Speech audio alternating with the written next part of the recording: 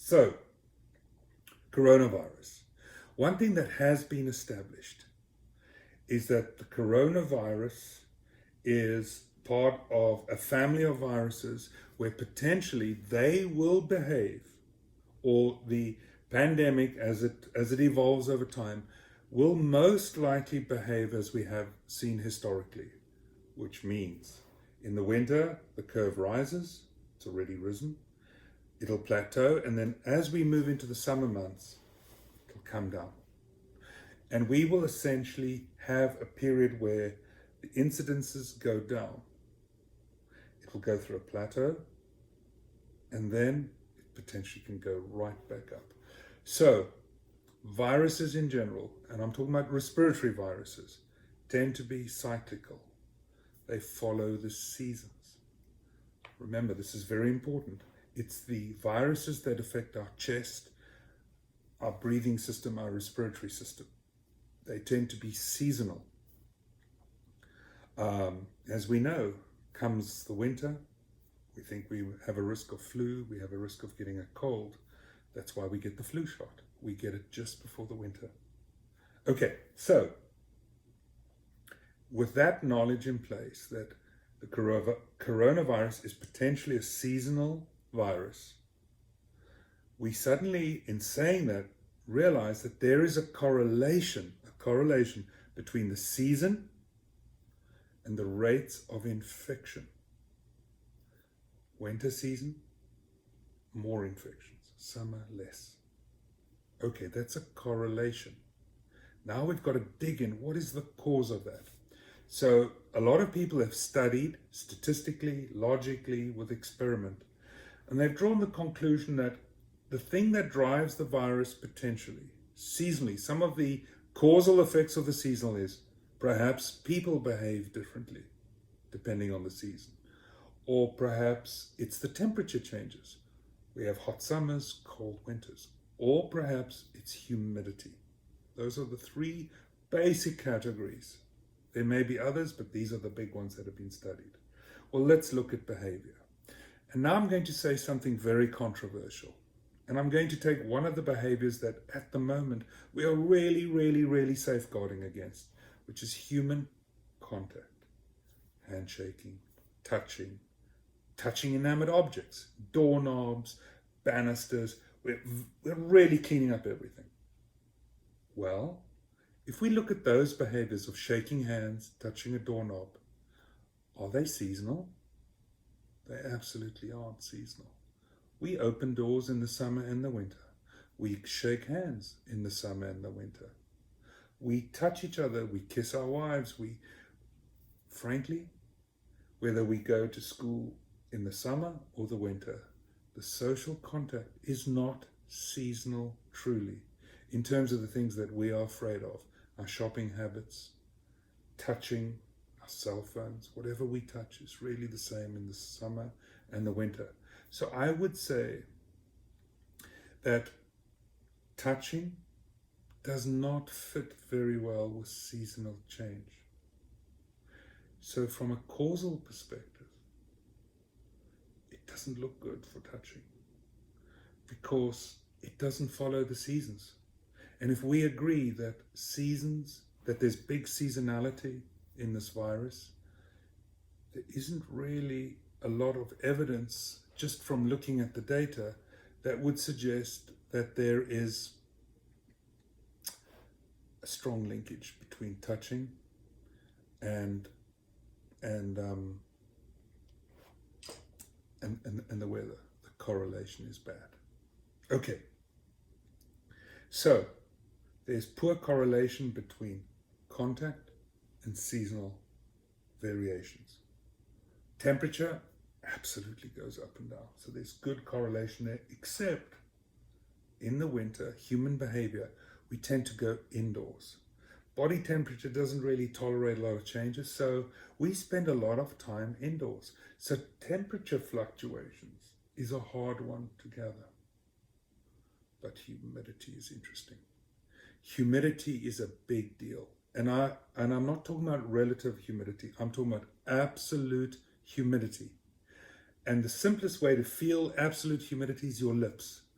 If your lips dry out, there's a good chance that there's a very low absolute humidity. We dry out in cold weather because the absolute humidity is low, which means there is very little water vapor in the air. And in winter, because the temperature drops, even though the relative humidity may stay quite high, because the temperature has dropped, absolute humidity goes down. And the correlation between infection and absolute humidity is excellent. There is excellent correlation in animal studies and people studies between rate of infection and humidity. And humidity, absolute humidity, follows the seasons. So we have wonderful correlation. Okay, so this fact we can establish safely. Next, what about causal? What is causing humidity, assuming that it's related, strongly related to viruses? What's going on? Well, the community out there, scientists like myself, are trying to figure out how does humidity affect a virus? Well, I think we've been solving the wrong problem. Because a virus begins life, say, in your lungs. The lungs is a very wet, moist, warm place. So clearly, viruses like humidity. They like moisture. So moisture is clearly not a problem. Then they leave, they may be your mouth, maybe you spit them out, whatever happens. They end up on a surface. We've shown that they can survive 2-3 days on a surface, which means they go from being immersed in saliva to completely drying out. So viruses themselves, it does not seem, are really affected that much by humidity. I would say from a causal perspective, that was not the correct avenue. So what does get affected by humidity? And here's my theory of this connection between viruses and humidity. Our lungs are affected. In the summer, or when there's high humidity, our lungs do not have to work that hard to create moist, humid air for our lungs. Let me back up on that. It has been well proven. Gosh, there were some fantastic papers written way back when, the 50s, wonderful papers that established that the air that reaches the bottom sections of our lungs, the alveoli, that it needs to reach a certain critical temperature, body temperature, say, and it needs to have around 95-96% humidity. The air really, really has to be wet air. Why? Because your lungs cannot dry out. They've got to remain moist. So the body is a brilliant machine. When you breathe in, every breath you take, the air gets warmed up. If it's cold, it gets warmed up, and humidity is injected into the air, which means it goes up to 95% humidity. How does the body do that? It does that through an osmotic process. It's through almost an injection, using crazy terms. There's almost a spray of moisture that comes out of the cell membranes. It's not really a spray, but there's a huge amount of moisture liberated very rapidly into the air, mixed with the air, so that the temperature goes up, which is just heating of the air, like a radiator. It heats up the air, and it humidifies the air. Because by the time it gets into our deep lung, it's got to be at 95-96% humidity. So when we breathe in a lot of dry air, our lungs are actually pushing out through the cell membranes a lot of moisture, which means the flow of moisture, mucus, saliva essentially, is out. It's moving from within the cell outwards. There's a continual outflow of moisture. And when we breathe that out, there's also a tremendous amount of moisture that comes out as we breathe out. You can see this in winter when you go outside and you go, or an athlete or a horse that's panting, a tremendous amount of moisture, that steam that comes out of your mouth. That's hot, wet air. So here's the theory. In the summer, when the humidity is higher, the absolute humidity, the air is warm, our lungs are kind of in idle mode. There is a fairly nice balance.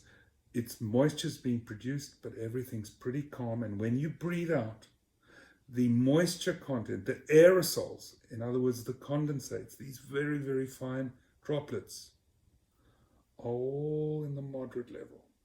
So imagine you're infected. There's very little going on. There's very little outflow. There's very little aerosols. So in general, we tend to breathe, relatively speaking, dry. We are not ejecting that many aerosols. And we also don't have this huge flushing mechanism going, continuously feeding moisture out of our lungs. Mucus, mucus, mucus. Saliva, saliva, saliva. Because the air is humid. What has a higher humidity? In the winter, it's the opposite. Our lungs are on overdrive, producing saliva, moisture, all these different watery things that the lungs produce to get the humidity of every breath up. So in the winter months, we breathe out a tremendous amount of moisture, of aerosols. And this is the part that we need to work on. I'm postulating that as we breathe in dry air, we are in fact ejecting a lot of aerosols. And that these aerosols, which are being produced because the lungs are flushing out, healthy lungs and uninfected lungs are flushing out, that the whole action is also to help the viruses shed. If the cells are really, really pushing liquid out, it could be, if I can use an analogy, if the viruses are like fish, the fish are swimming downstream. We are continuously ejecting a lot of aerosols because our lungs are producing a lot of moisture in the winter, because it has to produce a lot of moisture in order to have the correct humidity. So I think the link between humidity and the virus is not the link between the virus and the humidity per se. It's that our lungs become machines of aerosol ejection because they're working hard. And it gets really interesting. If you've been outside and your lungs have been breathing in a lot of dry air, your lungs are really at high capacity for production of moisture. When you suddenly come inside and the things change rapidly, your lungs may not adjust that instantaneously, which means for those few seconds, minutes that you come indoors, your lungs may still be producing too much moisture, which means even more aerosols are being ejected.